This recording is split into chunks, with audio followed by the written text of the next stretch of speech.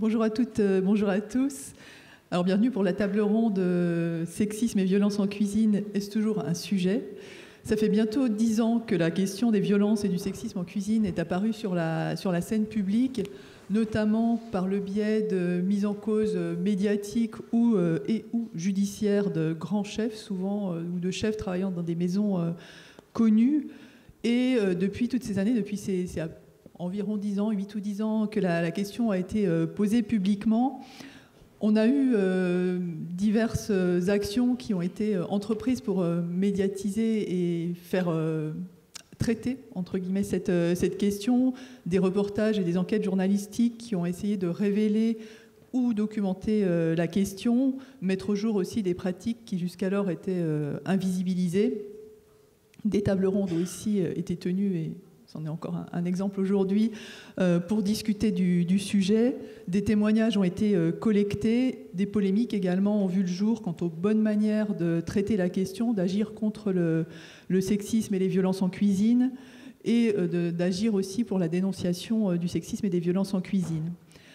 Et plus largement, donc cette question a été traitée, et aujourd'hui, alors l'intitulé du sujet avec une question qui est relativement rhétorique, me semble-t-il, est-ce toujours un sujet? Alors je pense qu'on sera toutes d'accord autour de cette table pour dire que c'est encore un sujet. Donc on va essayer de faire un point qui est malheureusement un point d'étape sans doute sur cette question, puisqu'elle est sans doute pas close à l'heure qu'il est.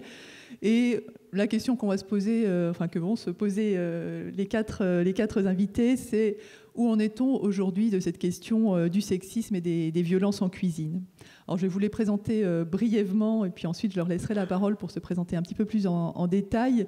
J'ai la joie d'accueillir donc Héloïse Bresset, qui est à ma gauche, qui est cuisinière, qui est actuellement étudiante en master à l'IEHCA, donc qui a quitté temporairement, peut-on, enfin je ne sais pas si c'est temporaire ou définitif, le monde de la cuisine, mais qui en tout cas a travaillé dans des grande maison avant de reprendre ses études. Donc elle nous donnera le point de vue de l'intérieur de quelqu'un qui a suivi des études de cuisine et puis travaillé ensuite dans des restaurants sur la question du sexisme et des violences en cuisine.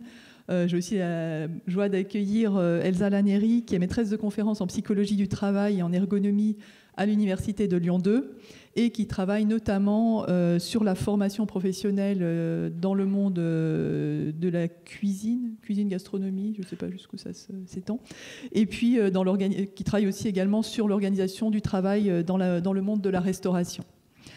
J'accueille aussi avec plaisir Zazie Tavitian, qui est journaliste gastronomique, chroniqueuse à France Inter, productrice de podcasts chez Binge Audio et autrice de livres, notamment un livre tout récemment, un roman graphique à la recherche de Jeanne, et qui est l'autrice la productrice d'un podcast sur la question du sexisme et des violences en cuisine.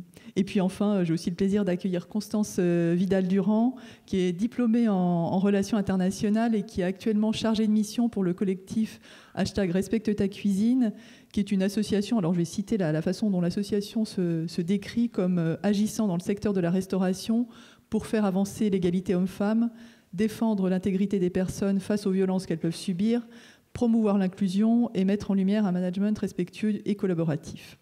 Donc je vous remercie toutes les quatre pour votre participation à cette table ronde. Et dans un premier temps, pour à la fois compléter cette présentation succincte que j'ai faite de chacune, et puis commencer à entrer dans le sujet, je voulais vous demander à chacune quelles sont les raisons. Alors, dans le cas d'Héloïse, c'est la confrontation. Qu'est-ce qui t'a amené à être confrontée plutôt dans quel cadre as-tu été confrontée à la question du sexisme et des violences en cuisine? Et puis pour les trois autres intervenantes, qu'est-ce qui, au cours de votre trajectoire professionnelle, vous a conduite à vous intéresser à cette question et à commencer à réfléchir au sujet du sexisme et des violences en cuisine? Donc je te laisse la parole tout d'abord à Héloïse Bresset. Merci Sidonie, bonjour tout le monde. J'interviens comme victime et témoin de violences en cuisine. Ce qui est pas mal peut-être de rappeler, c'est que moi je viens d'une licence d'histoire de l'art, et donc je me suis réorientée en cuisine. Je suis arrivée en cuisine, j'avais 21 ans, dans un milieu complètement différent que la fac et les musées. J'ai fait un premier restaurant d'application dans une cuisine qui faisait peut-être 12 mètres carrés, où j'étais avec 3 hommes et moi. Et forcément, on arrive dans ce métier, on comprend qu'il y a des codes à apprivoiser et qu'il faut dire oui, chef. Mais donc, en fait, on est positionné à une place qui est un peu particulière. Et donc, je pense qu'en fait, les références sont complètement désordonnées.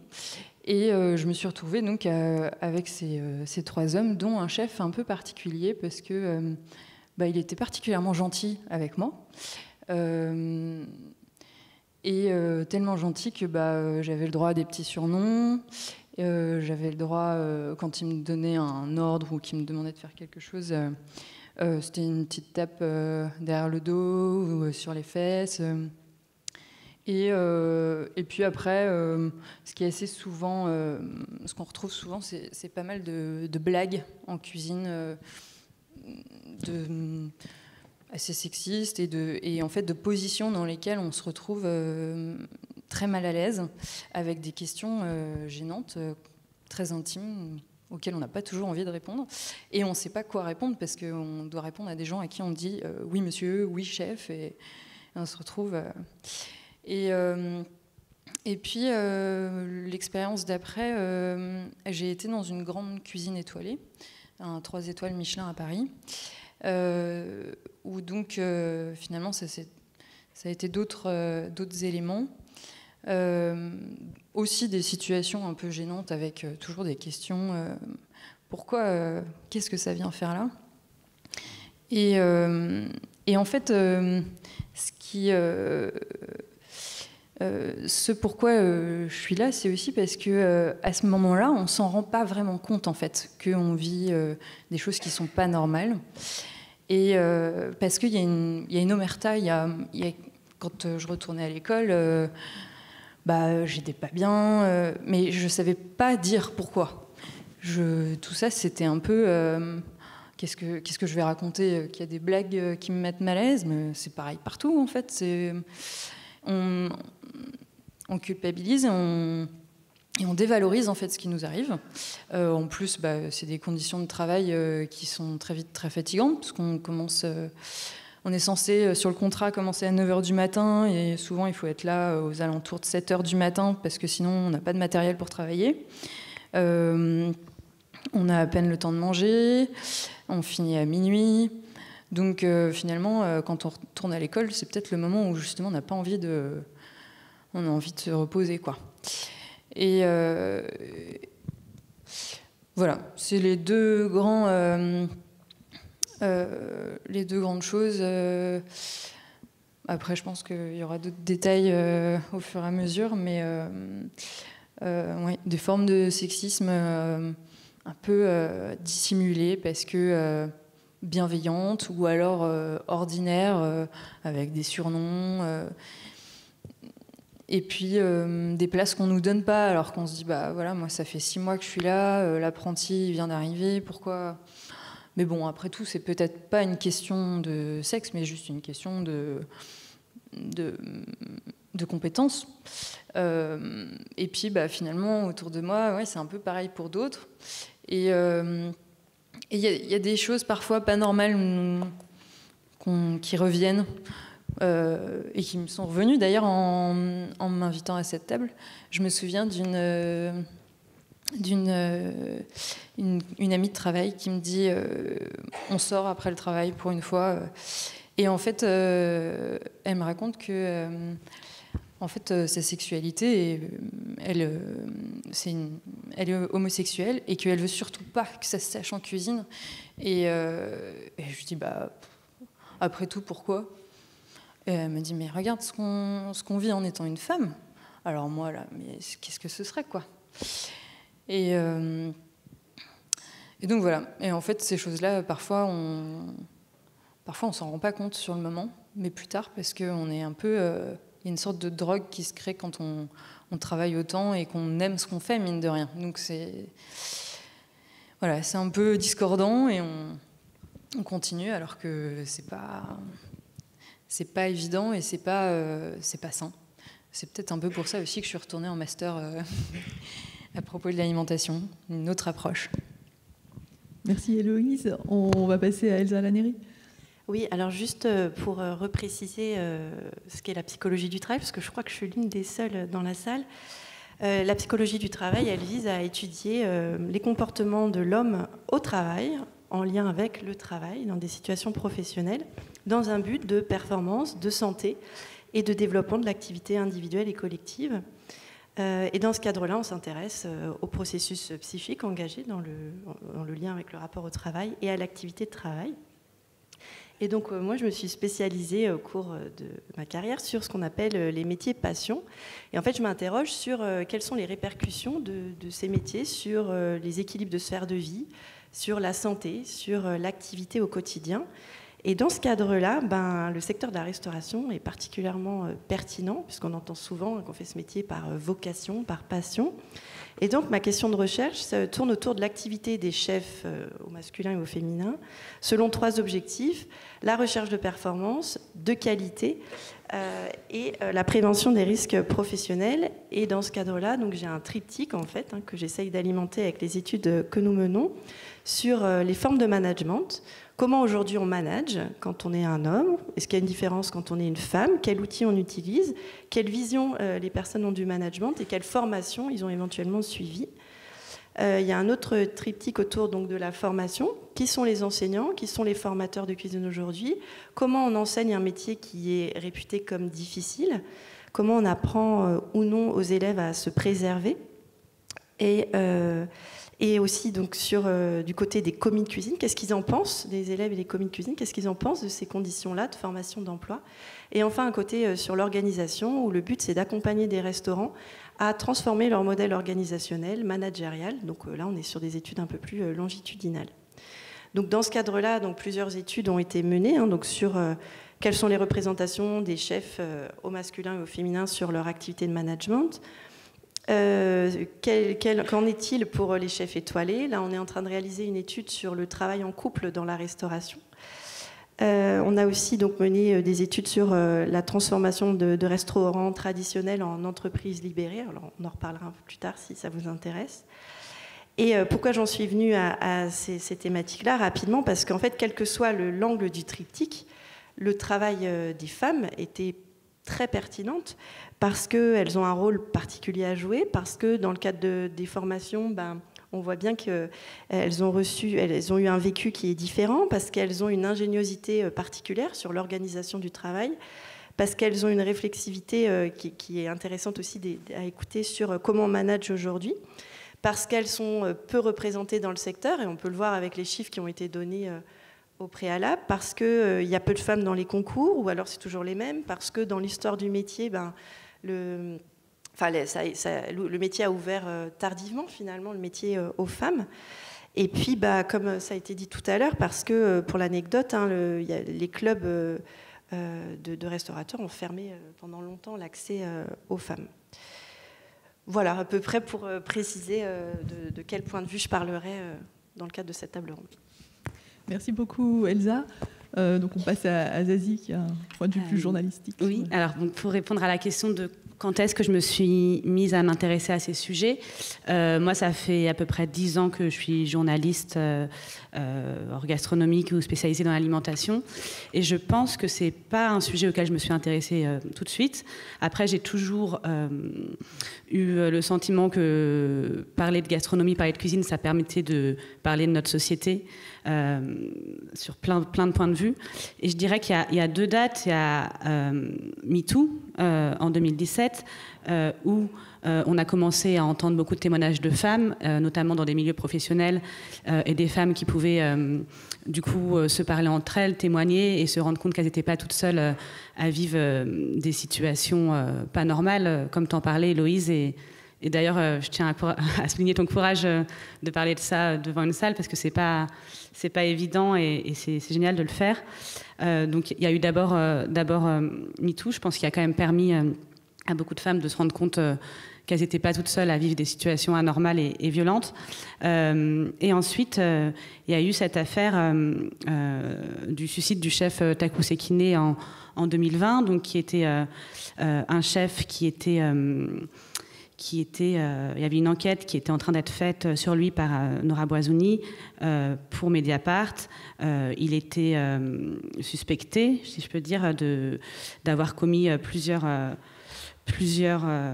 violences sexuelles sur des femmes. Et donc c'est une affaire qui est assez compliquée parce que on a commencé à en parler sur les réseaux sociaux, notamment Instagram, avant que l'enquête sorte, enquête qui d'ailleurs n'est jamais sortie. Et avant que cette enquête sorte, ce chef s'est suicidé. Et donc l'enquête n'est pas sortie, et les témoignages des femmes qui étaient d'accord pour témoigner sur ce sujet-là n'est pas sorti, enfin, même si Le Monde ensuite est revenu sur l'enquête et a interviewé certaines d'entre elles.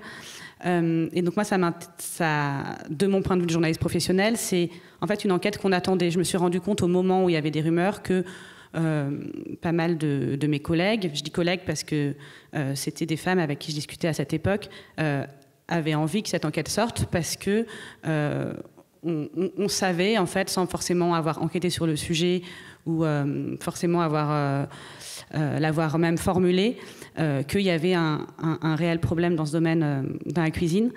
Et c'est ça qui m'a donné envie de faire ce podcast, donc qui est intitulé « Est-ce que le monde de la restauration a raté son MeToo ?»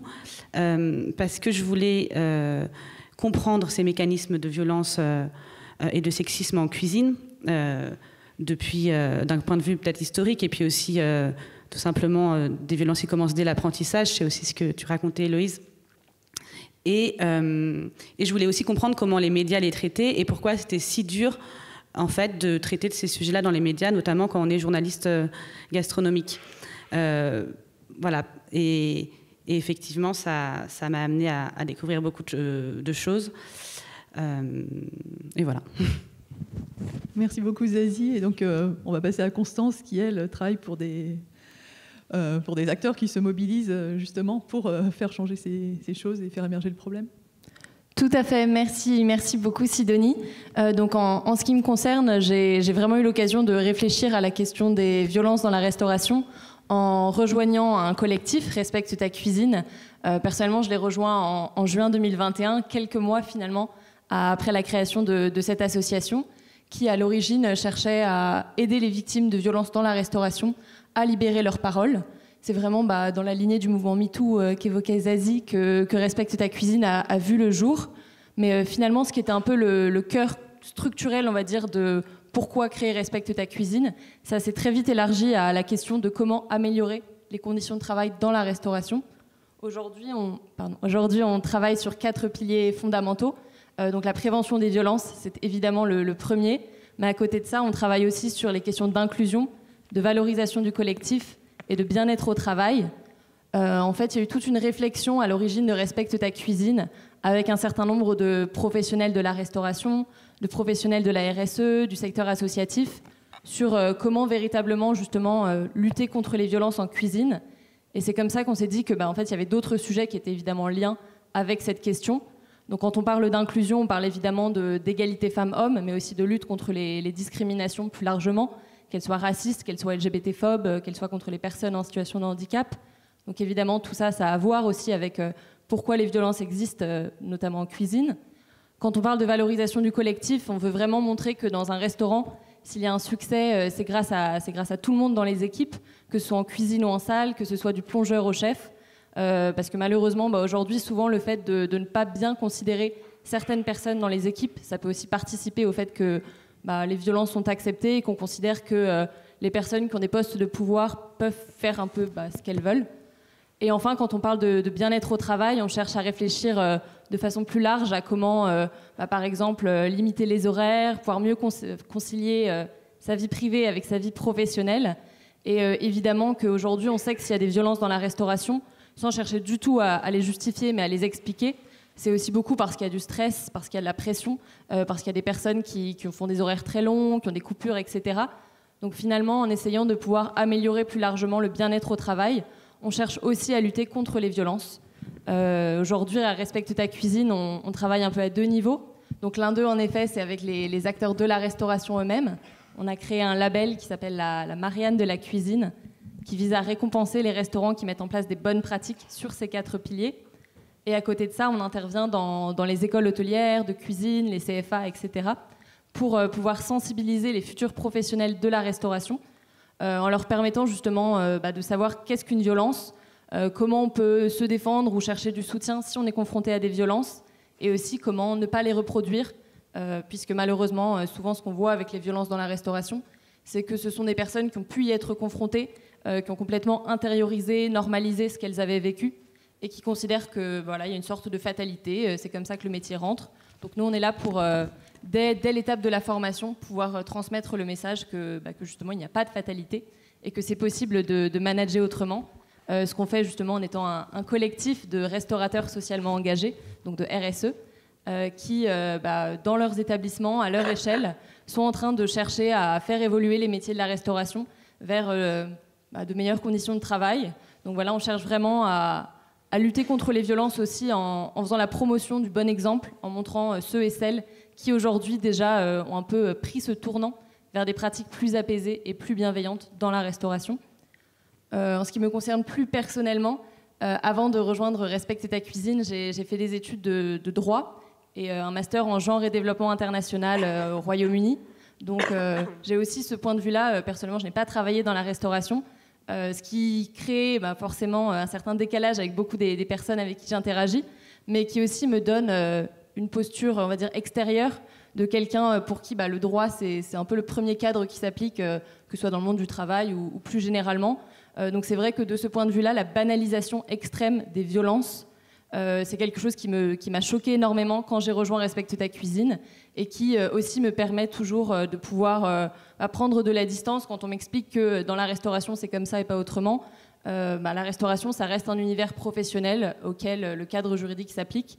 Donc j'ai du mal à l'entendre et je pense que c'est important de pouvoir aussi avoir ce point de vue-là.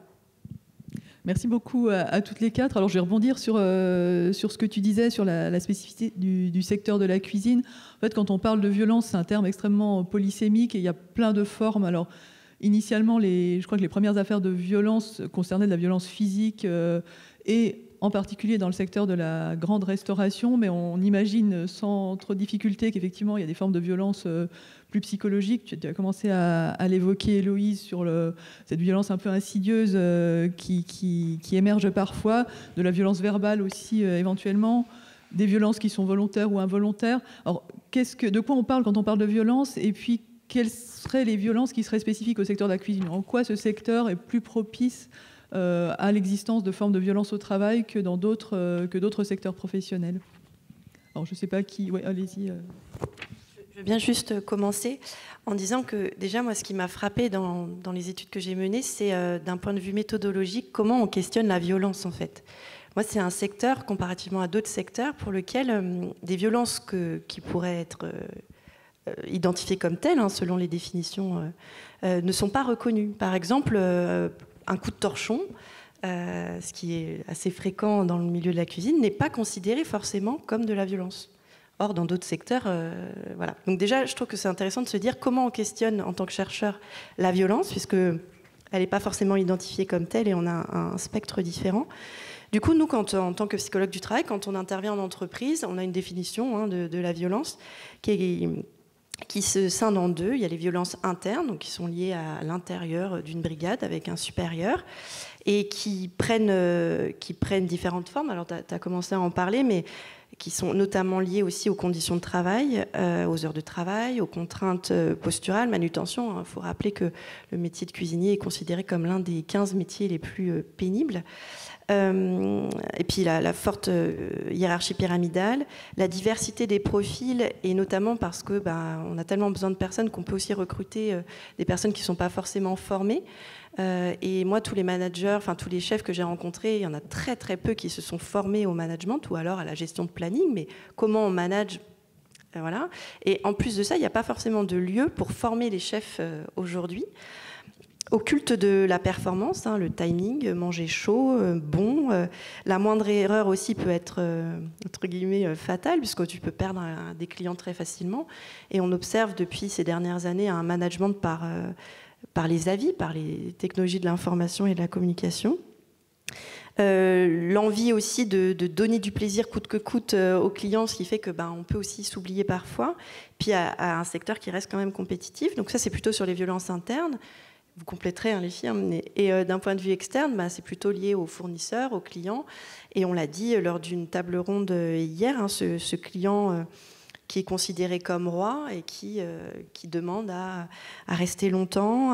Il y a aussi une pression, il y a des études qui sont menées en ce moment sur comment le client a changé sa perception de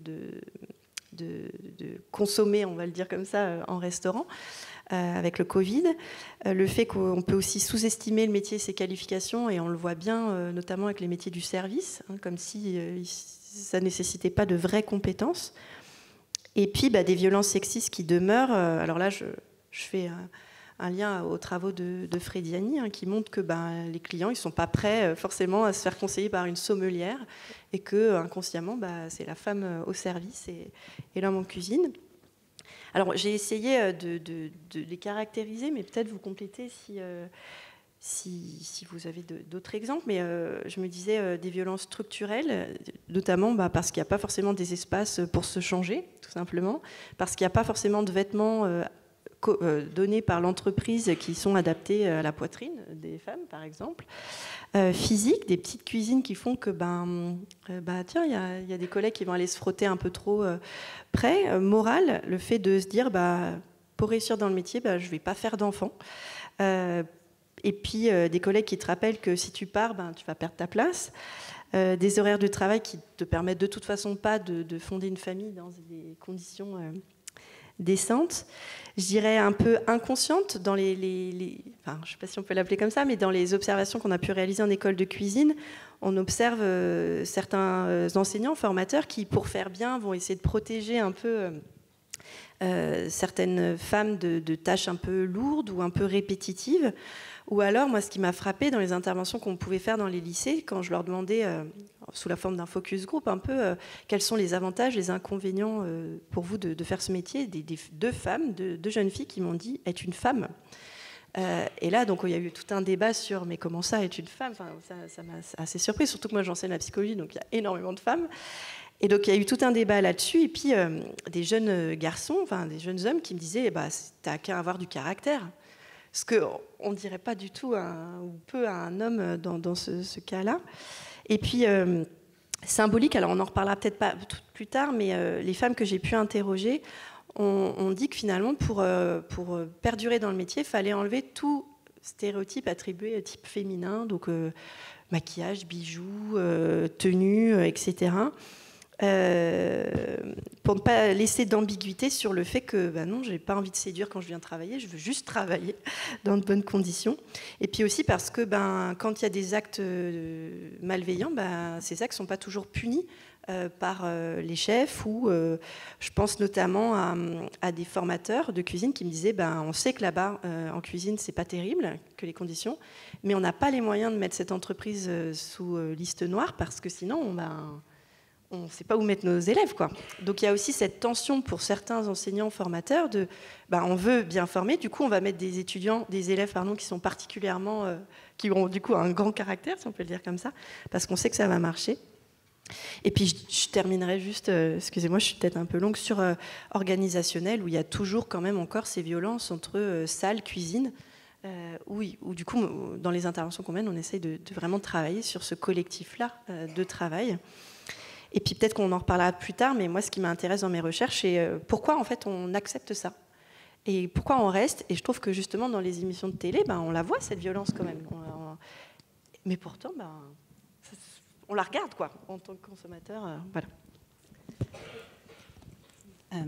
En réalisant le podcast, moi j'ai été interviewée Maud Bakers, qui est une avocate qui défend les femmes, notamment dans les cas de violence au travail.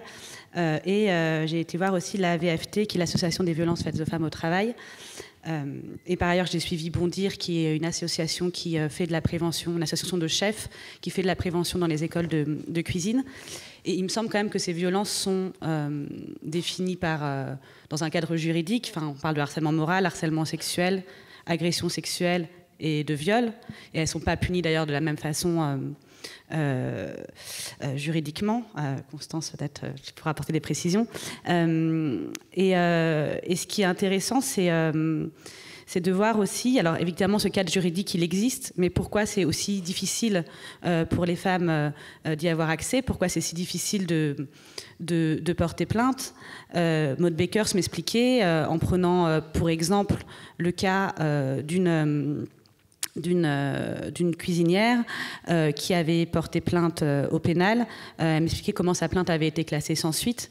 Donc il faut savoir qu'on peut, quand on est victime d'une de ces agressions, porter plainte au pénal, c'est-à-dire contre une personne morale, donc aller porter plainte par exemple contre un chef qui nous aurait agressé. Et au pénal, il y a plus de 90% des plaintes qui sont classées sans suite, c'est-à-dire que la victime vient pour porter plainte, amener un faisceau de preuves, et ensuite il va y avoir une contre-enquête et on va voir si ce cas va pouvoir être jugé. Et en fait, il n'est même pas jugé dans la plupart des cas, ce qui déjà peut être décourageant pour les victimes. Ça veut dire qu'au moment où elle porte plainte, elle se retrouve quand même dans un cadre de travail. Enfin, souvent, elles doivent arrêter de travailler. Le modèle qu'elle m'avait donné, l'exemple qu'elle m'avait donné avec toutes ses preuves à la clé, c'était quand même une femme qui avait beaucoup de preuves, notamment des textos, des photographies compromettantes de la part de son chef, de son employeur, des petits mots et plusieurs témoignages de ses collègues. Et puis on peut aussi porter plainte au prud'homme, ce que choisissent aussi parfois les victimes. Et là, c'est plutôt l'entité qui va être mise en cause.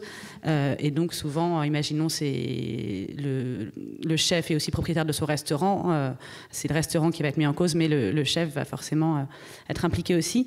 Et ce qui est intéressant, c'est de voir la difficulté en fait de porter plainte, parce que c'est ce que j'ai entendu souvent aussi en tant que journaliste, quand on entend des rumeurs sur tel ou tel chef qui se comporterait mal. Et des rumeurs, ça peut être pas que des rumeurs, ça peut être 2-3 témoignages de victimes qui nous parlent mais qui n'ont pas porté plainte.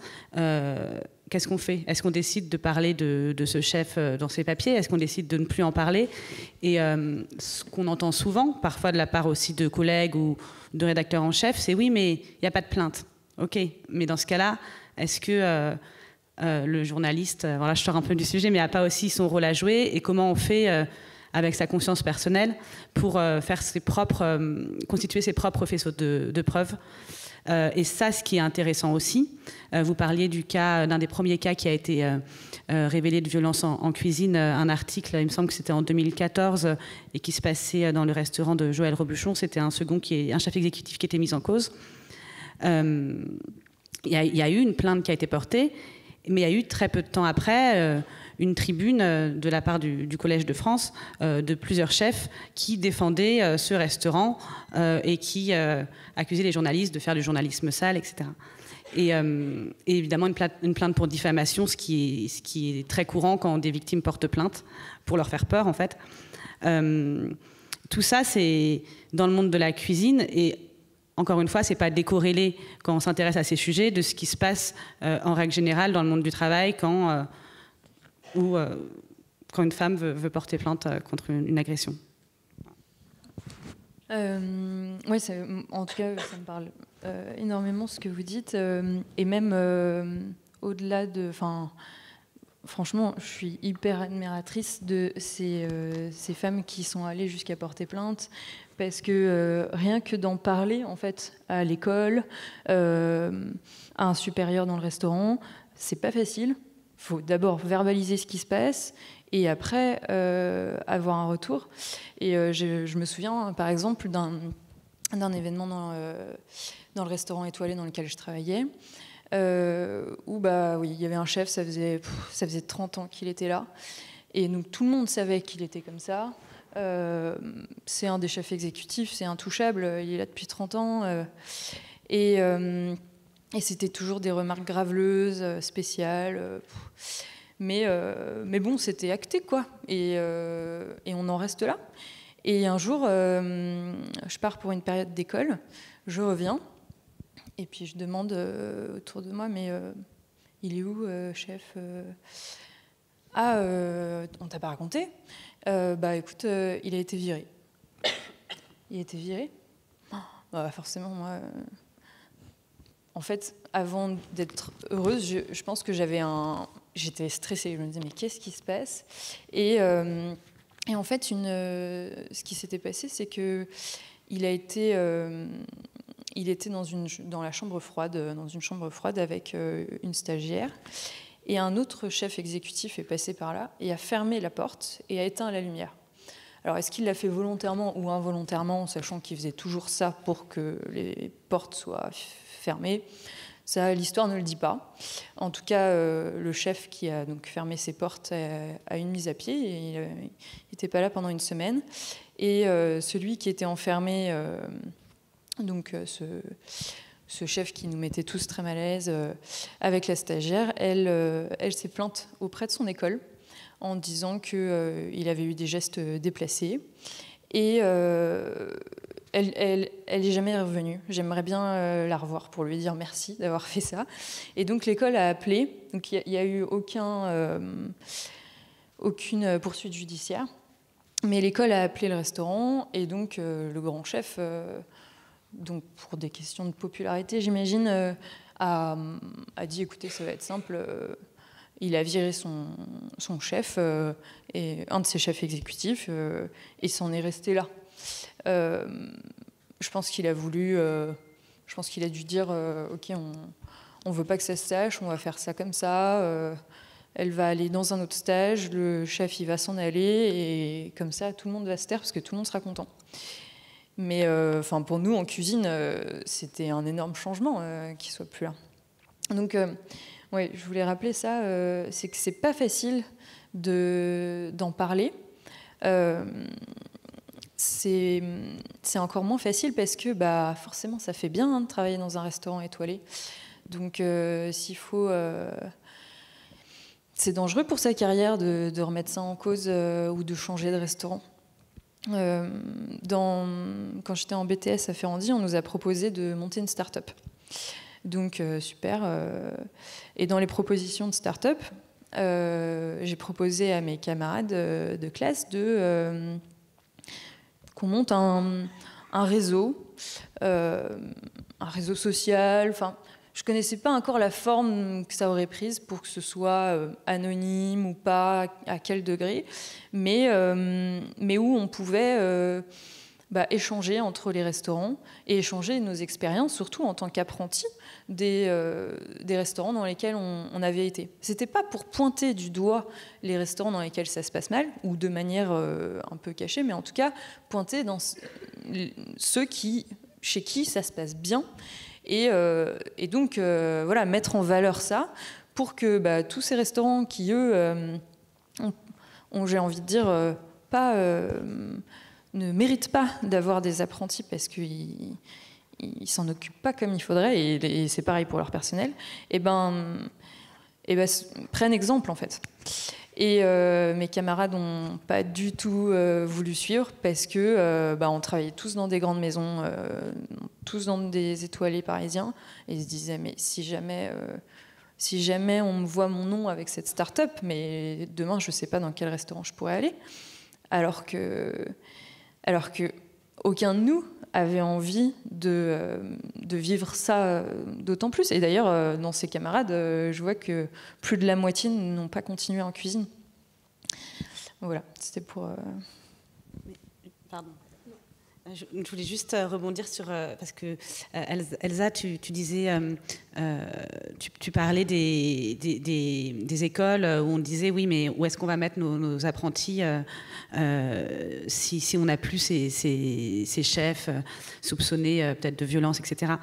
Je pense que c'est un peu, pour moi, une fausse excuse, parce qu'il y a tellement de places dans le monde de la restauration, on cherche tellement de personnes à embaucher.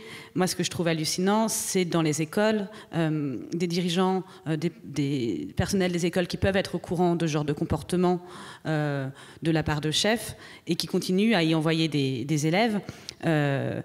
Juste une toute petite anecdote, quand je faisais cette enquête, je vais dans un restaurant et puis je rencontre une des apprenties là-bas, on discute et je lui dis que je fais cette enquête et elle me dit « Ah oui, c'est fou, nous, il y a un des restaurants où effectivement ils envoient plus de filles parce que bon, elles se font trop harceler, mais du coup ils envoient les mecs un peu plus courageux. » Et un de mes camarades est revenu avec le nez cassé. Voilà, c'est un peu violent ce que je dis, mais c'est quand même à quel moment on fait de ces gamins de la chair à canon.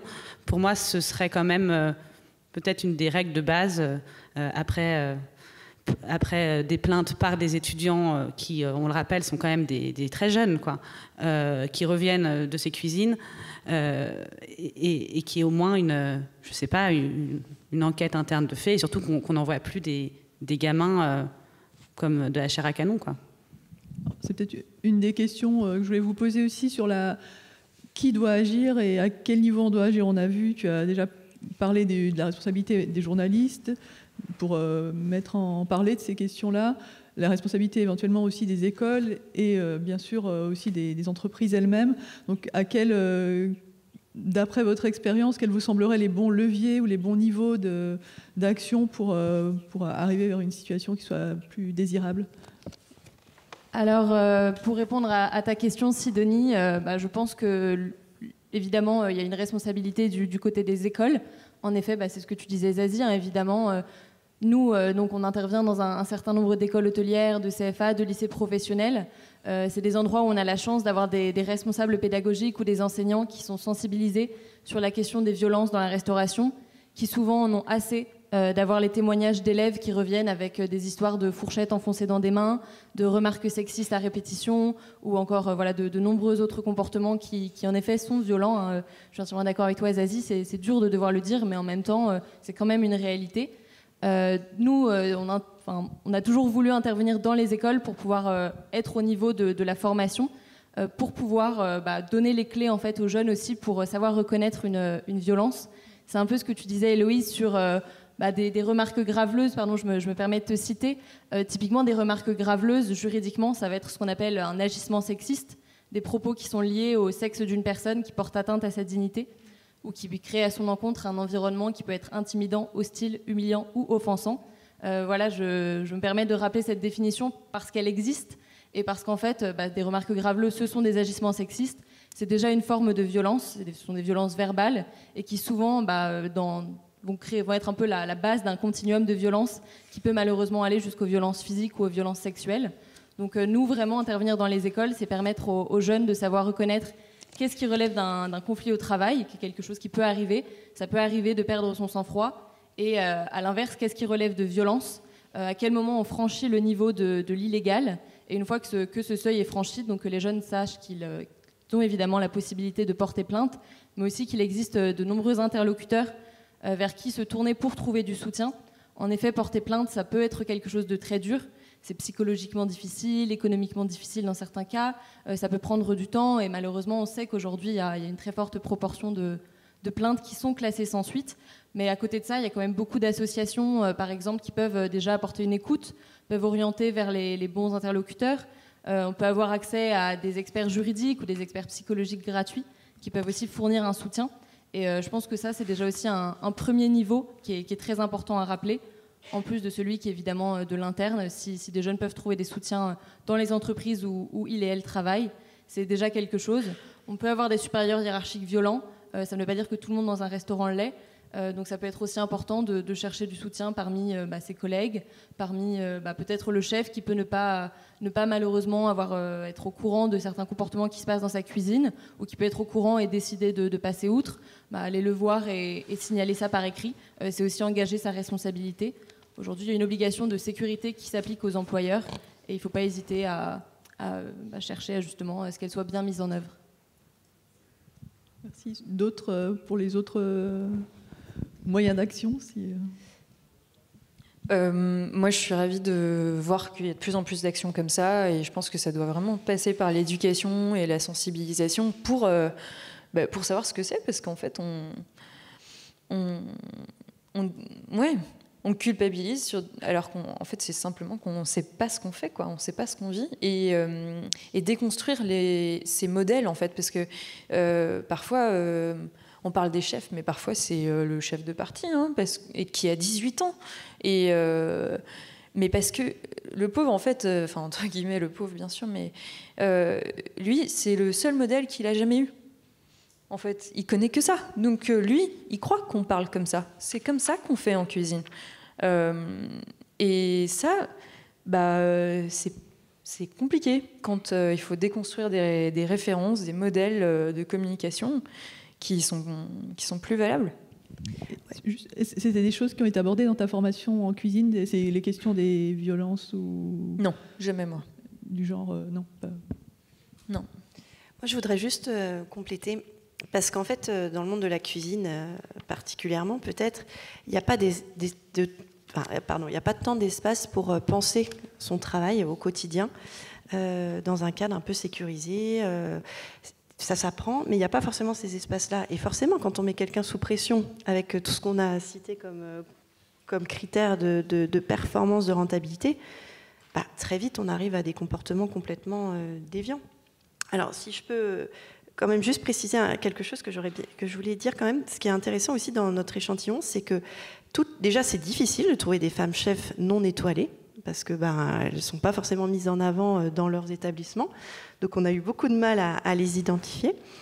Et ce qui m'a frappé dans la recherche qu'on a menée, c'est que pour continuer à faire le métier qu'elles aiment, elles ont dû ouvrir leur propre structure.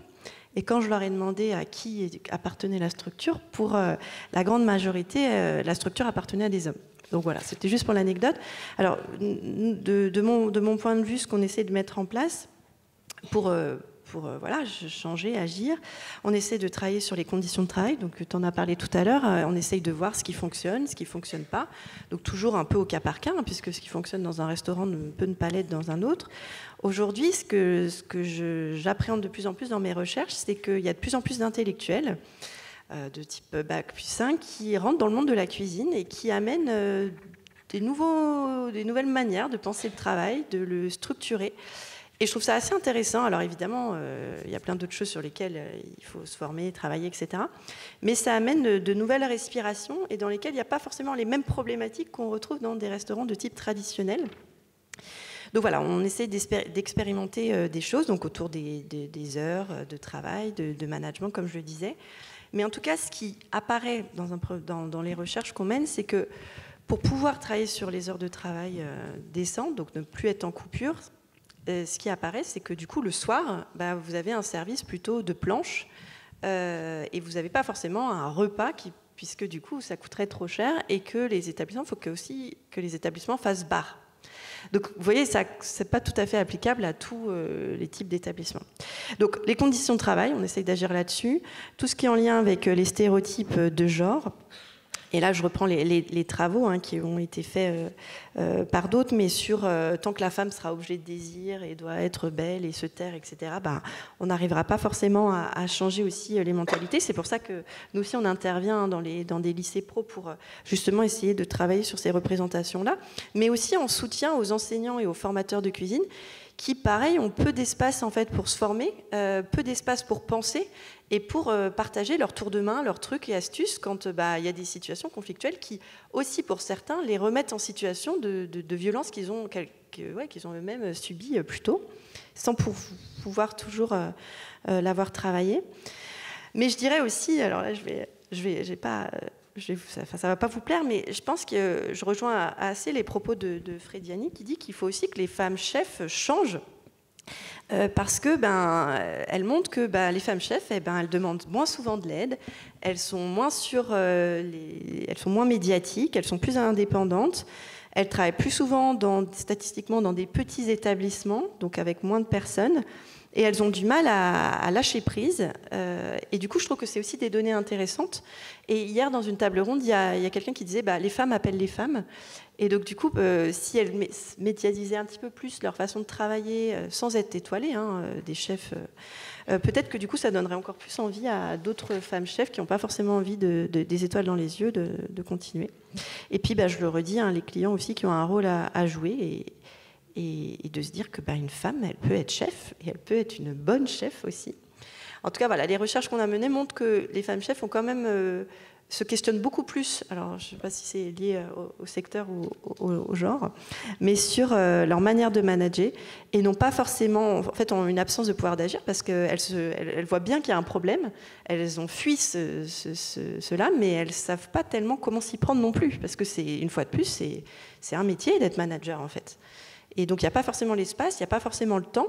Et puis dire que tu pars en formation pour te former au management, ça peut aussi des fois être perçu pour certains comme être défaillant pour sa brigade. Donc il y a aussi tout un travail à faire sur la formation, c'est pas parce que tu es mauvais, en fait, c'est parce que tu as envie de te perfectionner, etc. Voilà.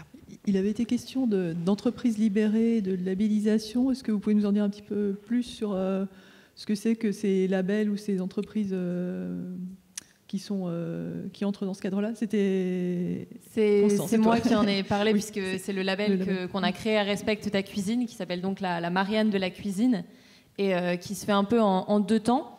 Le premier, c'est une auto-évaluation avec des questionnaires en ligne à destination du restaurateur, de la restauratrice, et un à destination des membres des équipes. Notre objectif, c'est de pouvoir donner un scoring au restaurant, à la fois global, mais aussi par pilier, donc sur les 4 piliers que j'évoquais tout à l'heure, pour pouvoir déjà permettre une première réflexion, un peu ce que tu disais sur quelqu'un qui se remet en cause. Nous, on voit que nos questions, déjà, c'est une première étape pour des restaurateurs, restauratrices qui n'ont pas forcément le temps de prendre de la distance par rapport à ce qu'ils mettent en place. Là, c'est l'occasion de se dire, tiens, mais au fait, je n'y avais jamais réfléchi, mais c'est vrai qu'on pourrait faire ceci, c'est vrai que ça, c'est un problème. Donc voilà, ça, c'est vraiment notre première étape. Et dans un deuxième temps, ce qu'on propose, c'est un accompagnement pour justement les personnes qui veulent changer leur pratique, pour justement pouvoir amener un peu cet élément de formation, de pédagogie. Donc on a des formateurs, formatrices qui vont dans les restaurants pour à la fois faire une partie d'audit, voir si ce qu'on nous a dit dans les questionnaires, ça se vérifie. On fait des entretiens avec les membres des équipes, avec les restaurateurs, restauratrices. Et à côté de ça, on a aussi toute une partie où on essaie de donner des outils pédagogiques, de faire des formations, de pouvoir mettre en place des choses qui sont très concrètes, qui ne sont pas forcément difficiles à mettre en œuvre par ailleurs, et qui permettent de mettre en place de meilleures conditions de travail, et donc évidemment de prévenir les violences, et aussi de pouvoir mieux les reconnaître, mieux mener des enquêtes et mieux les sanctionner lorsque c'est une nécessité. Merci. Je précise juste sur entreprise libérée. J'étais là-dessus aussi. Non, j'étais sur un truc d'avant. Attends, je précise juste, je fais juste la parenthèse. Entreprise libérée, en fait, c'est un concept qui vient d'un professeur en psycho, Isaac Getz. Et en fait, l'idée, c'est de se dire que les personnes qui font le travail, c'est les personnes qui savent comment l'organiser. Et l'idée, c'est de se dire qu'il n'y a plus d'un chef, mais il y a des chefs, enfin, en tout cas des salariés responsables, et de miser sur l'intelligence collective. Du coup, ça change considérablement l'organisation dans les brigades, puisqu'il n'y a plus un chef. Et donc, du coup, on accompagne les entreprises à simuler l'activité future, c'est-à-dire tout ce que faisait le chef, comment ça va être pris en charge par les salariés. Si ça vous intéresse, j'ai écrit sur ces questions-là. On ira voir. Je voulais juste revenir sur les femmes chefs et leur médiatisation. Je pense que un des rôles aussi des médias, c'est de les mettre aussi en avant, parce que les femmes chefs, en fait, elles sont quand même partout. Il y en a énormément. Il y a un ouvrage d'Estérelle Payani et de Véran Frediani qui s'appelle Chef, d'ailleurs, qui est en vente à la librairie, mais qui recense toutes ces femmes chefs avec aussi des portraits des portraits d'elles, mais c'est comment elles sont traitées dans les médias, pourquoi on va mettre plus souvent en avant des hommes chefs étoilés et non des femmes chefs. Et ça, c'est aussi le rôle des journalistes de se poser des questions quand ils interviewent des chefs, quand ils proposent des sujets. Pareil, quand ils font appel à des expertes et des experts.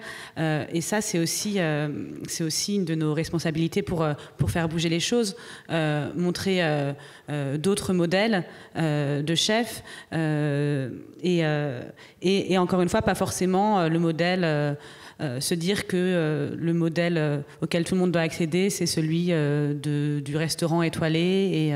Et voilà. Et sur le côté de ces femmes chefs qui ouvrent leur propre structure, effectivement, on se rend compte souvent que c'est parce qu'elles ont... Enfin, pas tout le temps, mais parce qu'elles n'étaient pas à l'aise dans des structures existantes.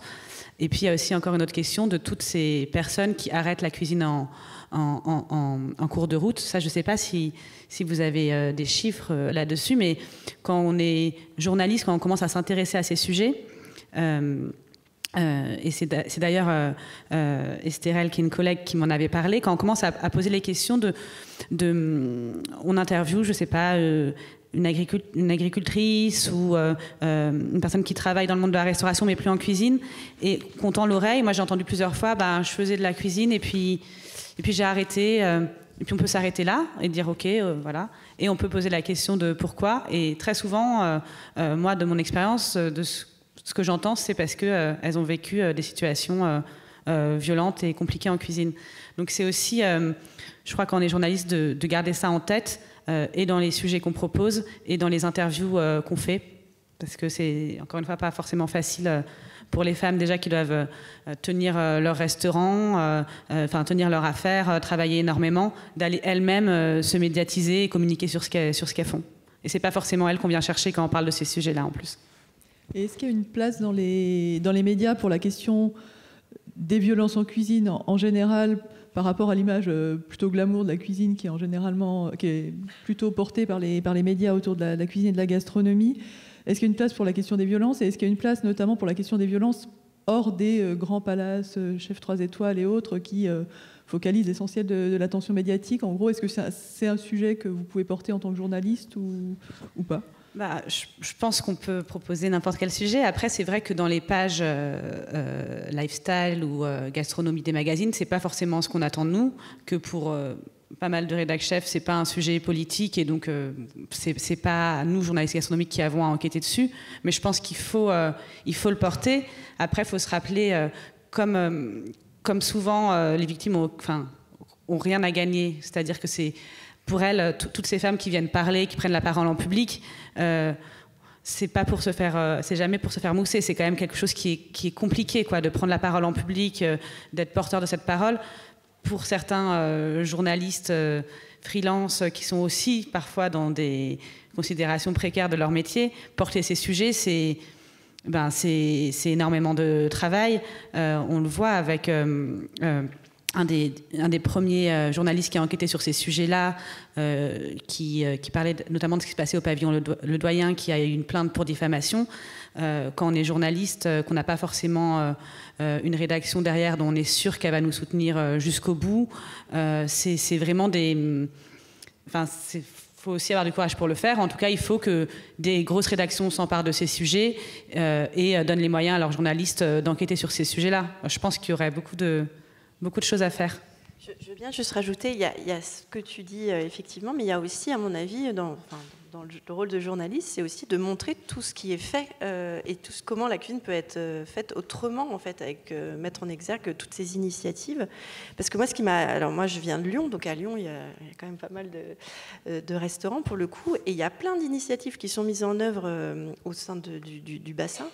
Et en fait, les formateurs, les enseignants de cuisine, par exemple, n'étaient pas forcément au courant. Parce que ils n'ont pas forcément le temps, vu les contraintes du métier, et puis parce qu'il n'y a pas forcément de communication, même des restaurants eux-mêmes, sur leur manière de faire. Donc à mon avis, il y a aussi ce travail-là d'investigation, de repérer ce qui est fait, ce qui ne marche pas, et de trouver des lieux pour présenter justement ces initiatives et les points de vigilance. Et peut-être un dernier point avant de laisser la parole à la salle, parce qu'on arrive au bout de notre temps de discussion interne, on va dire. Est-ce que vous avez vu, est-ce qu'il y a un changement de génération, une sensibilité à ces questions qui serait ou pas lié à un effet générationnel, ou peut-être que c'est complètement déconnecté et que la préoccupation autour des conditions de travail et violences en cuisine et violences sexistes sont finalement... N'importe qui peut s'en emparer dans le monde de la cuisine et de la gastronomie. Alors peut-être, Héloïse, toi qui es la plus... je ne sais pas si tu es la plus jeune, mais en tout cas la plus interne dans cette table ronde, est-ce que toi, tu as l'impression que ta génération est plus sensible à ces questions-là et mieux informée éventuellement aussi Je pense que oui. Tout particulièrement, on en parlait lorsque l'on vient tardivement dans le métier, enfin tardivement autour à plus de 20 ans, où c'est particulièrement choquant. Donc je pense que les gens qui ont un parcours similaire au mien ont été beaucoup plus bluffés que ceux qui ont peut-être le même âge que moi, mais ont commencé la cuisine à 16 ans, et pour qui c'était pas aussi évident, j'imagine. Mais je vois quand même clairement des évolutions. Rien que là, ça illustre encore bien, je pense, votre propos. J'ai passé la saison dans un hôtel et j'étais très contente. J'ai même presque postulé pour ça parce que la chef était une chef femme. Et donc j'étais contente d'avoir une expérience de travailler avec une femme. C'était la première fois. Et elle a fait de grandes maisons. Et pourtant, elle nous parle avec respect en cuisine, sans qu'il y ait aucun débordement. Et c'est assez appréciable. Donc je pense qu'il y a des évolutions. Et d'ailleurs, une autre personne en cuisine qui travaille avec nous, qui était peut-être dans ce cas-là, d'avoir commencé la cuisine très tôt et donc d'avoir tous ces modèles-là, la chef et moi, on l'invitait parfois à se remettre en question sur des manières de parler, parce que pour lui c'était comme ça, c'était le jargon, c'était ce qu'il connaissait, et donc on en rigolait tous les deux. Mais je lui disais, bon, on rigole, mais sache que normalement tu parles pas comme ça, on se parle pas comme ça. Et donc je pense que ça tend à changer. C'est pas encore ça, mais de plus en plus, et aussi en mettant en valeur les autres restaurants. Il n'y a pas besoin d'être un restaurant étoilé pour avoir les projecteurs. On passe la parole à la salle. Moi, j'avais peut-être quelque chose à dire un peu là-dessus. Je suis tout à fait d'accord avec ce que tu dis sur les choses qui sont en train de changer, mais sans vouloir du tout être pessimiste, parce qu'en effet, elles sont en train de changer. Je suis quand même souvent un peu effarée de voir qu'il reste encore un bon fond de préjugés chez un certain nombre de personnes qui sont très jeunes, qui ont potentiellement, en effet, comme tu dis, commencé la cuisine très jeune et n'ont peut-être connu que ça. Je sais qu'il y a encore quelques semaines, je faisais une formation où j'évoquais justement les différentes infractions que Zazie a pu lister tout à l'heure. Et l'un des jeunes, au bout d'un moment, a dit oui, mais de toute façon, dans la restauration, il y a bien une marge de tolérance, non ? Et il a fallu que je lui explique qu'en fait, non, il n'y a pas de marge de tolérance dans la restauration et que le droit s'applique aussi. Et donc ça, malheureusement, c'est encore un certain nombre de propos que je peux entendre qui sont souvent très ingénus. Il n'y a pas de dimension provocatrice derrière toujours, mais je remarque que notamment par exemple autour d'une question qui est peut-être plus liée à l'égalité femmes-hommes, qui est celle notamment des congés maternité et des droits qui sont liés à la grossesse. C'est encore un sujet qui cause souvent, qui donne souvent lieu à des débats avec beaucoup de jeunes qui ont du mal à comprendre la logique de pourquoi est-ce que on protégerait les personnes enceintes ou qui viennent d'avoir des enfants. Et voilà, je remarque qu'il y a quand même pas mal de choses à régler, peut-être en amont et peut-être même plus largement que dans le secteur de la restauration. Mais il reste encore un gros travail de sensibilisation à faire là-dessus, même si on a aussi beaucoup de jeunes qui, à côté de ça, évidemment, sont déjà très mobilisés. Et voilà, ça fait toujours plaisir quand je peux parler d'associations qui aident sur ces sujets ou de numéros comme le 3919, d'avoir des jeunes qui hochent la tête et qui disent oui, je sais bien ce que c'est. Forcément, on se dit, c'est bien, ils ont l'air quand même mieux armés potentiellement que les générations précédentes pour pouvoir trouver du soutien s'ils en ont besoin. D'accord, merci beaucoup. Eh bien, la parole est à la salle.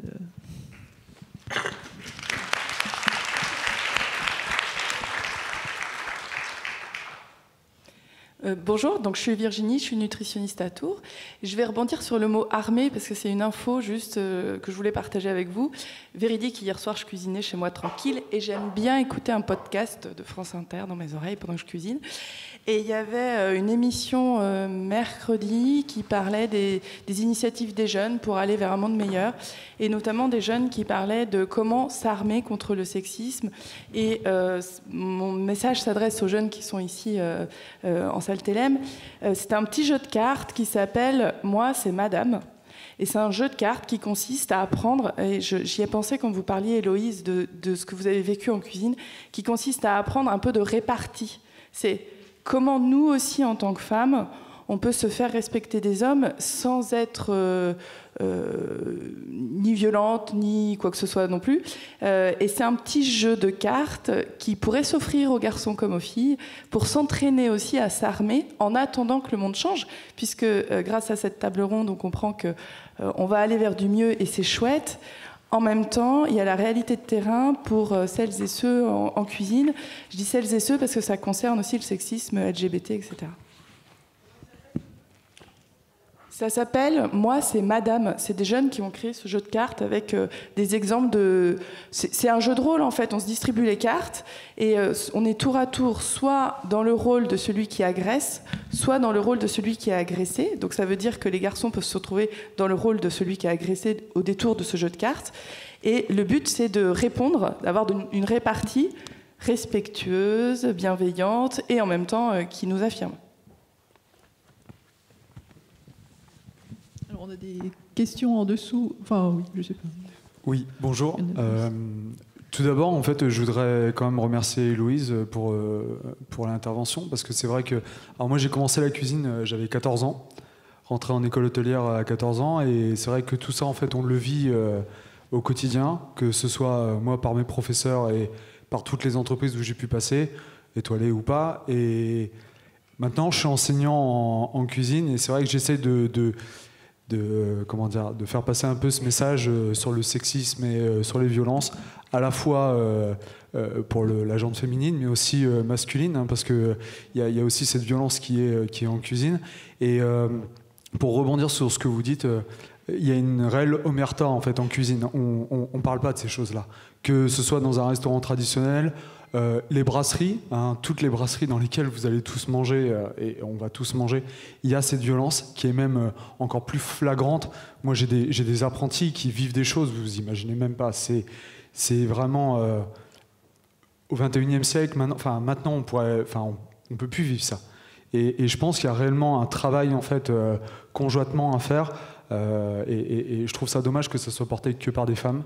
Parce que ça devrait aussi... y a les hommes, en fait, et là, c'est pour rebondir sur une autre thématique, je pense qu'il y a des chefs qui sont reconnus et connus du grand public, qui devraient porter un peu cet étendard. Je pense à Ducasse ou à Etchebest ou même à Darroze, hein, qui va sur ses émissions Top Chef et autres, mais on n'en parle pas. Et la violence, en fait, elle est normale, alors que ça devrait absolument pas l'être.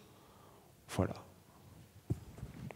Alors la composition genrée de la table ronde est involontaire, je ne sais pas. Enfin, c'était pas un choix conscient. On aurait aimé avoir aussi de la diversité. Mais c'est sûr qu'il faut que tout le monde s'empare de ces sujets et les hommes comme les femmes, souvent, cette table ronde en l'occurrence, moi ce que je réalise, c'est que, en tout cas en tant que journaliste, les personnes qui s'emparent de ce sujet et qui en parlent le plus sont plus souvent des femmes que des hommes.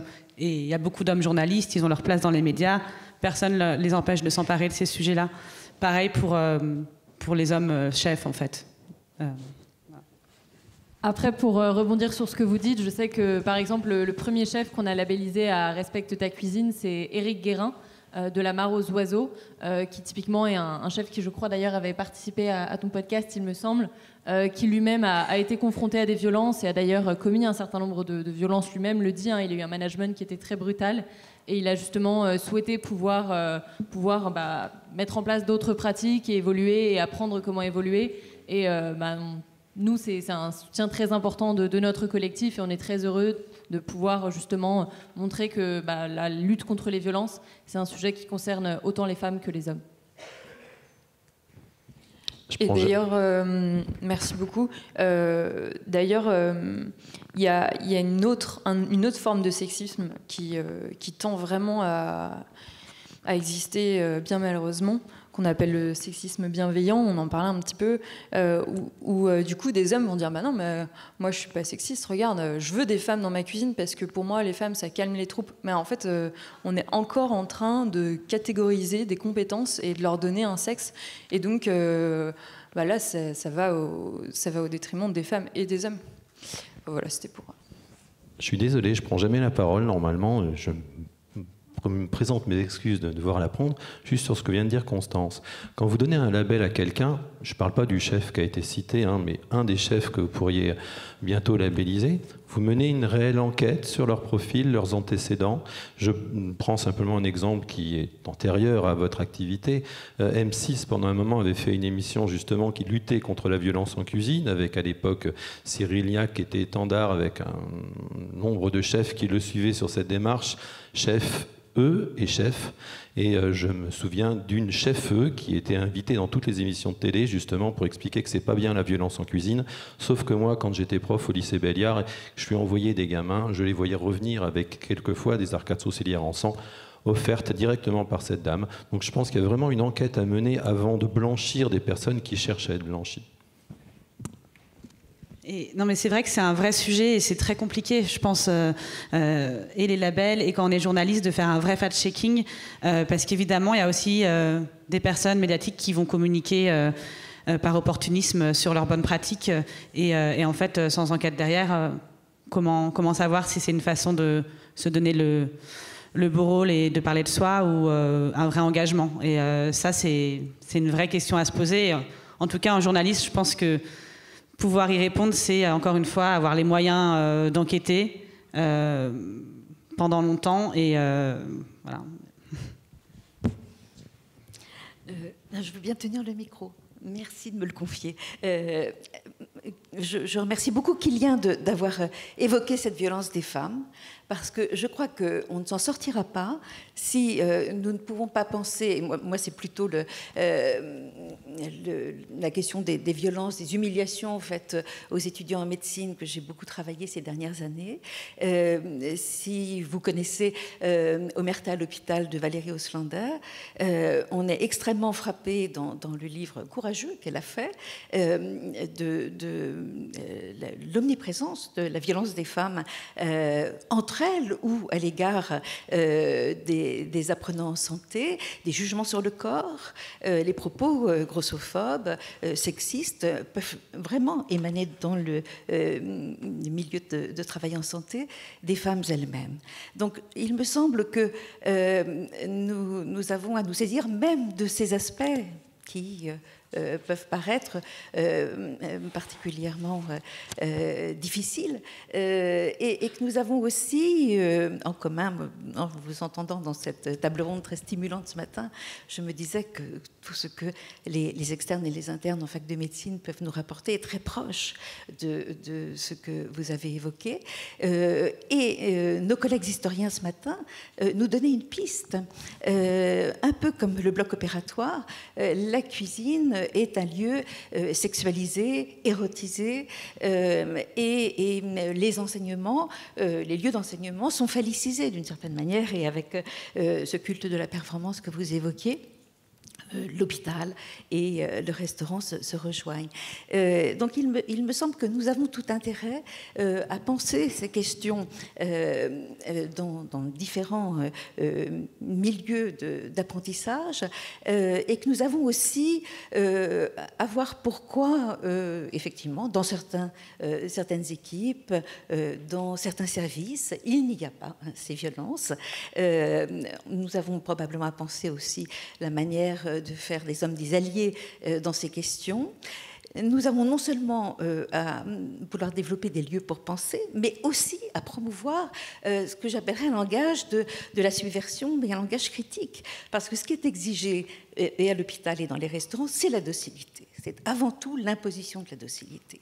Et d'où le silence des témoins, d'où le fait qu'il est infiniment difficile, effectivement, de trouver des témoignages qui permettent d'avancer dans la révélation de ces faits. Et donc, sans doute, si nous voulons avancer, il nous faut sortir aussi du cadre un peu anonyme des réseaux sociaux qui dénoncent pour nous saisir d'une possibilité que nous rapprochions des expériences plutôt que de les cloisonner par métier et par champ professionnel. C'est une suggestion que je vous fais.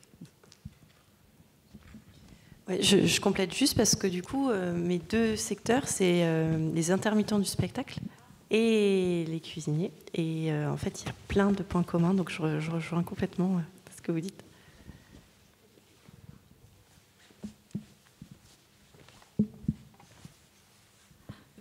Voilà, je voulais remercier Héloïse Bresset qui nous a rendu compte de son expérience, mais qui est arrivée dans la voie professionnelle par apprentissage après le bac.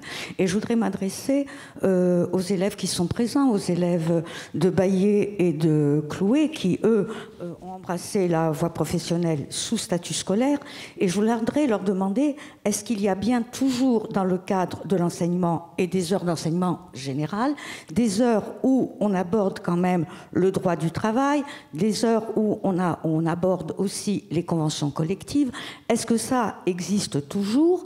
Et ce matin, quand j'ai interrogé monsieur l'inspecteur sur la réforme de la voie professionnelle où on prétend réduire les heures d'enseignement général et par conséquent toutes ces heures d'éducation qui sont nécessaires pour les futurs professionnels, il n'y a pas eu de réponse. Alors, est-ce que ça existe toujours? Est-ce qu'ils en font un bon usage? Enfin voilà, je voudrais que les élèves ou leurs enseignants répondent.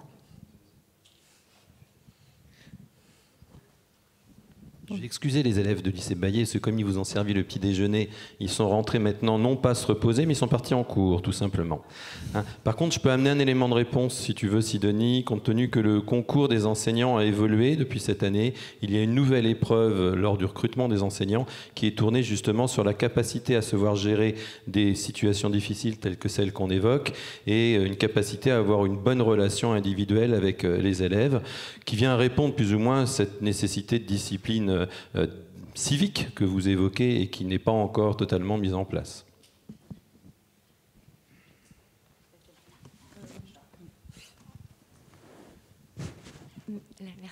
Merci, bonjour. Moi, j'avais juste une petite question. Alors, j'y connais rien en droit du tout. Hein. C'est par rapport à la prévention santé, parce qu'il y a des actions de prévention santé qui sont faites dans les formations hôtelières et en cuisine. Et je voulais savoir... En général, ils sont mineurs. Est-ce qu'il y a la notion de non-assistance à personne en danger? Parce que normalement, c'est ce qu'on évoque toujours quand il y a un problème de violence auprès des jeunes. Les professeurs peuvent effectivement intervenir comme ça. Est-ce que ça se fait ou est-ce que dans la pratique, c'est c'est presque impossible de le faire? Parce que c'est une notion de droit quand même, mais du fait que, même mineur ou pas mineur, la notion de non-assistance à la personne en danger, une personne qui subit une violence dans la cuisine, sur le lieu de stage, ça veut dire que quand on est témoin, on doit pouvoir témoigner et apporter assistance à la personne. Comment ça se passe? Moi, j'ai l'impression que... en tout cas, dans mon cas, j'ai senti vraiment l'omerta dont on parlait. C'est que... J'ai eu rendez-vous avec un médecin du travail au début de mon contrat d'apprentissage. Et puis, elle m'a posé des questions, mais pas spécialement... En fait, le moment où elle m'a demandé « Et sinon, ça va ?» en se disant... Eh ben, c'était après m'avoir dit qu'elle était très proche de tel ou tel grand chef. Donc, en fait... Et puis, je savais qu'elle allait avoir tous les autres salariés du restaurant dans lequel je travaillais. Donc, je me sentais pas... je voyais pas pourquoi... je me suis dit, je vais pas être défendue, là. Et puis, je pouvais quand même lui faire comprendre que j'étais fatiguée. Mais voilà, c'était normal, quoi. Ah oui, on se comprend, on sait. Hein. Mais voilà, c'est tout. Et à l'école aussi, parce qu'il y a un moment où... où je suis allée voir mes professeurs. Mais en fait, ils avaient tout pour voir que j'allais pas bien. On m'avait même surnommé Dubarry, vous savez ce que c'est, Dubarry? C'est le consommé à base de... C'est la soupe à base de chou-fleur. Parce que j'étais tellement pâle qu'on me dit... Enfin, un des chefs à Ferrandi me surnommait Dubarry. Super. Mais donc, en plus, il l'exprimait clairement, de dire... mais moi, tant que je venais pas me plaindre, c'était on se comprend, on sait que c'est dur et que tant que tu te plains pas, tant que tu mets pas en tout cas des mots sur quelque chose qui est illégal ou insupportable, eh ben tu subis, et tu subis parce que tu sais que tu veux avoir ça sur ton CV à la fin. Je voudrais juste rebondir sur ça. Il y a aussi un effet de peur en fait. Quand vous êtes dans une cuisine, que vous êtes stagiaire, apprenti, quand vous voyez votre collègue à côté, parce qu'on parle de violence physique, mais il y a aussi, et beaucoup en cuisine, la violence psychologique, qui détruit même peut-être plus. Et quand vous voyez que vous avez toute la cuisine autour de cette personne, en fait, vous avez peut-être envie de porter assistance à votre copain, mais vous avez peur. Et après, c'est des surnoms comme vous avez eu. Et là, ça va plus loin parce que le bouche à oreille, vous êtes dans une famille. Hein. Quand les jeunes ils rentrent en formation, on leur dit tu rentres en hôtellerie-restauration, tu rentres dans une famille, il faut que tu te comportes comme ça, et c'est comme ça que ça marche. Les uniformes, voilà, tout ce qu'on peut connaître. Mais il y a aussi cette peur. Et je voudrais revenir aussi sur la question du coup de l'éducation nationale par rapport à la formation. Mercredi, j'ai ma classe de première année de CAP, cuisine. Donc, c'est une classe de 15 jeunes et c'est la première année où j'ai 5 filles. Voilà, c'est génial. Hein. Enfin, moi, je trouve ça génial. Ça commence à... D'habitude, en fait, j'en avais une ou deux. Et là, ça commence à être un peu mieux, donc c'est très bien. Mais en tout cas, ils ont eu 2 heures d'intervention du planning familial pour parler de sexualité et autres. Mais la violence en cuisine, on n'en parle pas. On n'en parle pas. Et nos directeurs d'établissement, ils n'en parlent pas. Je prends Ferrandi, ils n'en parlent pas. Et dans tous les autres lycées hôteliers, j'ai travaillé à Paris aussi et on n'en parle absolument pas. C'est une normalité en fait. Il faut que cette normalité elle change, sinon en fait on reproduit des systèmes, on forme des gens qui ont eu l'habitude de subir ces violences. Donc en fait, comme vous l'avez expliqué, le chef de parti qui a 18 ans, oui c'est normal de parler comme ça et c'est normal de te former comme ça. Et si t'es pas content, la porte elle est là et tu t'en vas quoi. C'est ça. Voilà. Mais alors peut-être que, je suis désolé, mais c'est vrai que les universitaires ou les chercheurs ne sont pas trop confrontés à ces choses-là parce que c'est des choses qui se passent à huis clos en cuisine. Mais il faut qu'on en parle en fait. Il faut réellement qu'on en parle. Et on sent, quand il y en a un qui commence à ouvrir sa bouche, vous avez la profession derrière, quoi. Vous vouliez réagir peut-être? Oui, je voulais parler de l'association Bondir que j'ai suivie aussi pour ce reportage que j'ai fait.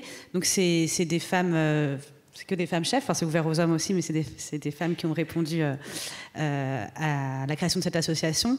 Donc notamment Marion Gotelet et Manon Fleury qui l'ont montée. Donc elles font, c'est donc des femmes chefs qui travaillent, qui souvent ont leur restaurant, leurs affaires, qui sont traiteurs, qui font de l'information dans les écoles hôtelières, qui viennent sur leur temps libre, sans être payées bénévolement, avec tout un programme qu'elles ont monté notamment avec la VFT pour parler de ces violences en cuisine et apporter leur témoignage. Et donc elles le font, parce qu'elles pensent que c'est nécessaire et qu'elles le font sur leur temps libre, alors que c'est des personnes déjà très occupées. Mais tout ça pour dire que cette volonté-là, elle part d'elles. Elle n'est pas partie des écoles. Et que c'est elles qui viennent et qui vont frapper à la porte des écoles. Alors certaines écoles les invitent maintenant, mais quand même, moi je trouve ça, que ça aille dans ce sens-là. Voilà, ça devrait aussi être dans l'autre sens. Et je trouve ça génial ce qu'elles font, mais encore une fois, ça part de leur volonté à elles de changer les choses. Peut-être Constance, votre association, c'est les écoles qui vous sollicitent pour le coup, non? Alors, c'est un mélange des deux. On s'est aussi fait connaître auprès des écoles, donc on a cherché à contacter le plus d'écoles possible pour les prévenir de ce qu'on faisait, ne serait-ce que parce qu'on était une nouvelle association, donc forcément, voilà, il fallait se faire connaître. Mais aujourd'hui, on a de plus en plus d'écoles qui nous contactent d'elles-mêmes, généralement en ayant entendu parler de nous sur les réseaux sociaux ou suite à des salons auxquels on participe, des événements où on intervient. Donc on a en effet cette volonté qui émane des écoles de pouvoir essayer de mettre en place plus de sensibilisation. Mais c'est un peu ce que je disais tout à l'heure. Malheureusement, celles qui nous contactent, c'est celles où il y a déjà un premier élément c'est souvent une personne en fait en interne, une professeure qui en a assez d'entendre des histoires et qui cherche à changer les choses. Donc voilà, c'est évidemment génial qu'il puisse y avoir cette personne qui est proactive, mais ça fait aussi réfléchir à est-ce que il n'y a pas tout un système derrière qui devrait peut-être être plus proactif dans son ensemble. Surtout que malheureusement, ce qu'on entend aussi parfois, c'est que on a des élèves qui ont cherché à signaler des choses auprès d'autres enseignants et qui n'ont pas reçu le soutien auquel ils auraient dû avoir droit. Donc pareil, il y a aussi cette question-là au sein des écoles. Je voudrais juste rajouter, pour compléter peut-être la réponse à monsieur. Je pense que ce qui est intéressant dans les recherches de terrain, les observations qu'on a pu réaliser, parce que vous imaginez, on a vu un certain nombre de chefs de profils différents, c'est qu'on la voit, la violence, en fait. On pourrait penser au contraire, tiens, il y a des chercheurs qui viennent observer, ils vont être je sais pas comment on peut, modèle, si ça peut. Et en fait, pas du tout. Et c'est ça qui, moi, m'a beaucoup questionné, c'est qu'en fait, elle est banalisée, c'est normal. Et il y a un autre point, je fais très rapide, qui m'a aussi interrogée, en discutant avec les formateurs et les enseignants, ce qui a marqué, ce qui anime pas mal de réflexions des personnes interrogées, c'est comment on protège les commis, etc. Mais c'est notamment comment on va questionner ce qui est acceptable, ce qui n'est pas acceptable. Et dans les TP de cuisine, si on est trop bienveillant, si on est trop neutre, en fait, on ne prépare pas forcément à ce qui va se passer réellement dans les brigades. Et donc plusieurs enseignants m'ont dit quel est le juste milieu en fait entre être pédagogue, avec toutes les théories de sciences de l'éducation sur la pédagogie, et ce qui va attendre certains élèves. Et je trouve que c'est hyper intéressant. Et une fois de plus, ça mériterait de faire des espaces pour pouvoir échanger là-dessus entre enseignants et formateurs. Merci. Je crois qu'il y avait une question. Il y a encore des questions par là, peut-être à gauche.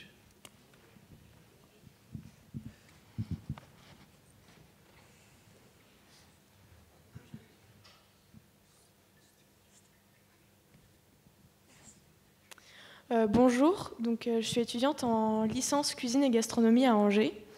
Et je voulais répondre à la dame qui a posé une question sur le contenu de nos cours, notamment au niveau du droit du travail. Donc moi, avant, j'ai fait un bac STHR, donc technologie, hôtellerie et restauration. Et ce bac, il est essentiellement basé sur de la gestion, de la comptabilité et également du droit du travail. Donc en effet, c'est des choses qu'on aborde, le droit du travail, notamment notre défense auprès des différents organismes gouvernementaux. En revanche, ce qui n'est pas évoqué, c'est toutes les violences qu'on peut subir en cuisine et qui ne sont pas acceptables. Et donc, c'est vrai que ça serait intéressant de pouvoir rajouter une partie de cours, éventuellement, ou de la prévention avec des associations comme Respecte ta cuisine sur ces violences-là. Et la deuxième chose que je voulais rajouter, c'est que les hommes aussi subissent des violences en cuisine. Et c'est vrai que c'est peut-être ce que vous n'avez pas forcément évoqué aujourd'hui, puisqu'on est sur la question du sexisme, mais c'est quelque chose qui est important à souligner et que je voulais ressouligner. Il doit être dénoncé, elles devaient être dénoncées, ces violences. Et surtout, c'est un combat qui doit être mené, hommes comme femmes, tous ensemble, parce que c'est quelque chose qui nous concerne tous, quelque part.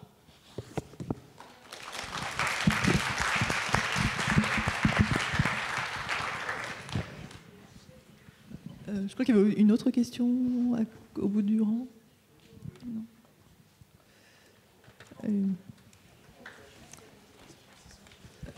Oui, sur oui.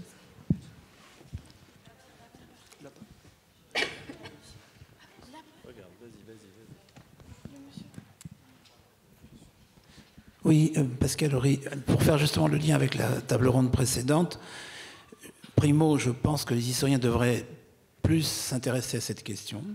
Ça, c'est tout à fait clair, même si la documentation n'est pas si évidente que ça. Mais il y a quand même des archives, y compris judiciaires. Et deuxièmement, il y a une hypothèse qui paraît assez simple, qui peut permettre de comprendre que, bien entendu, il y a un niveau de violence et de sexisme qu'on peut retrouver ailleurs, mais qui est peut-être particulièrement concentré là. C'est que, d'une part, ce qui m'a toujours frappé, c'est que le monde des cuisines, c'est un prolongement de l'ancien régime, y compris même du système des corporations, en tous les cas, d'un rapport entre le maître et l'apprenti qui est très ancien, très anciennement implanté, et qui a, sans doute pour diverses raisons, mieux résisté dans ce milieu-là que dans d'autres. Et aussi un rapport à la ruralité, et on ne peut pas dire que le monde rural soit traditionnellement un monde sans violence. C'est un euphémisme. Donc je crois qu'il y a une convergence vers les cuisines de ces deux logiques de violence. Une fois qu'on a dit ça, ça ne suffit pas à tout expliquer, mais ça permet de voir que d'autres milieux ne seraient pas susceptibles d'une analyse exactement au même niveau. Voilà, deux hypothèses. Merci. Je ne sais pas s'il y a encore une dernière soit d'une réponse. Je vais juste faire mon petit mot de la fin, si je peux me permettre. Donc, en ce moment, on réalise une étude sur le travail en couple dans la restauration, dans lequel il y a pas mal de violences aussi, et on retrouve aussi pas mal de similitudes sur la charge mentale notamment, et puis le fait que les hommes, les femmes suivent souvent les hommes, mais quand c'est les femmes, ça paraît plus compliqué, etc. Donc c'est plutôt un appel. Si vous connaissez dans vos réseaux des couples qui travaillent dans le secteur de la restauration, on serait ravis de pouvoir s'entretenir avec. Voilà. Merci beaucoup. On arrive au terme de la session.